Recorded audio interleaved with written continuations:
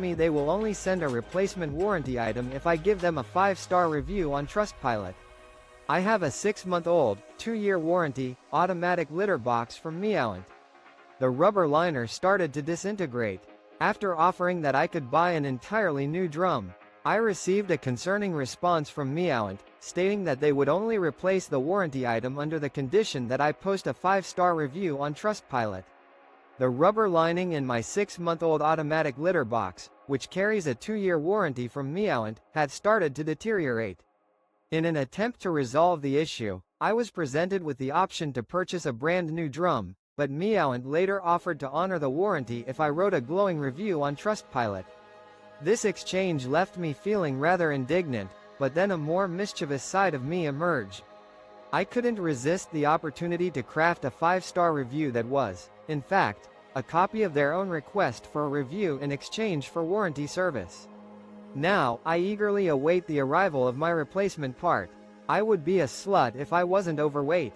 I was severely overweight growing up, my male peers ignored me and I was invisible. I never got male attention. I lost weight a couple years ago and I've only been in one long-term relationship. He only noticed me because I was thinner. Growing up, my struggles with excessive weight made me almost invisible to my male peers. I never received the attention I craved, and it left me feeling unnoticeable. When I lost weight a couple of years ago, I caught the eye of someone special, and we entered into a long-term relationship. However, what drew him to me at the time was my new, leaner appearance. I have a curvy figure, which became prominent after losing weight. He was fixated on my body, and it seemed to be the primary focus of our relationship. Unfortunately, I've since regained the weight I lost, leaving me with a deep-seated longing to explore my desires and enjoy intimate experiences without self-consciousness.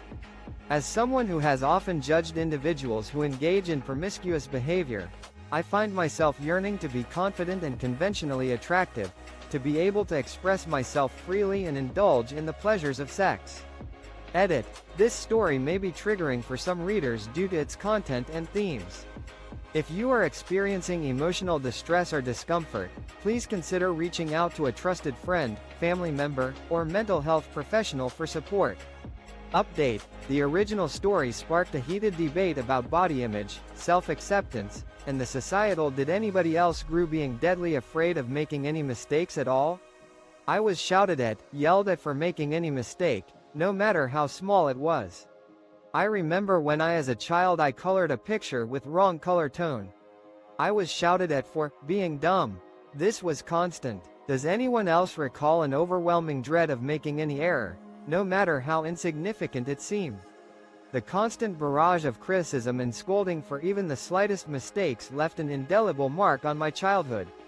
A particular incident that still resonates in my mind was when I attempted to color a picture, but used a shade that wasn't quite right. The response I received was a stern reprimand, with the implication that I was somehow intellectually deficient.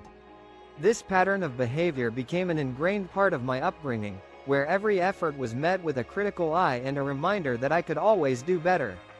As a result, I developed an intense fixation on perfection, and the fear of making mistakes became so debilitating that I found myself hesitant to attempt anything at all.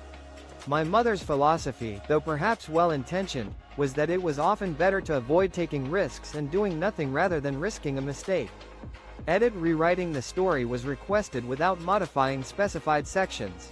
TLDR. The writer reflects on growing up with a crippling fear of making mistakes due to excessive criticism from their parent. Personal satisfaction against annoying robocallers. I set my fax machine to continuously redial the same 800 number and never end until it got to send a fax. Since it wasn't a fax line, it redialed for months on end. My office manager asked me why I did that, and I explained. The frustration of robocallers. I cleverly utilized my phone system to repeatedly dial a toll-free number, an 800 line, without end until it successfully connected. Since it wasn't a dedicated phone line, it continuously dialed and redialed for several months, with no intention of disconnecting. My office manager inquired as to why I had set up this particular configuration, and I explained to him that an 800 number essentially acts as a collect call for the recipient. This is because such numbers are toll-free, meaning the caller doesn't incur charges. However, there are also outgoing 800 numbers that are paid for by the caller. As a result of this knowledge, I was using an 800 number that consistently irritated me. However, it was the company behind the number that ultimately bore the cost of my persistent phone calls.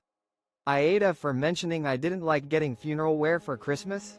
Sadly, I had to go to a funeral in November. I remarked at the time that I really should get a black tie sometime. Then on Christmas morning I unwrapped my present and yep, my wife bought me a black tie. Am I the ungrateful partner, Aita, for saying I didn't enjoy receiving funeral attire for Christmas? I recently attended a funeral in November, and at the time, I jokingly expressed my desire to have a black tie. To my surprise, my wife had bought it for me as a Christmas gift. While it may seem like a thoughtful present, it brought back the somber atmosphere of the funeral, and I must admit, it put a damper on my holiday cheer. I had initially dismissed my emotions, but today, I mentioned how it made me feel, and my wife took it as a sign of ungratefulness. She's extremely upset, accusing me of being unappreciative of her gift. TLDR. I received a black tie for Christmas after joking about it at a funeral, but it brought back unhappy memories, and now my wife thinks I'm ungrateful. My asexual friend said she's in love with me and it makes me sad. We've been friends for 5 years and she told me the other day that she's developed romantic feelings for me. She's still asexual though. I had to tell her no because I can't be romantic with someone I'm not also.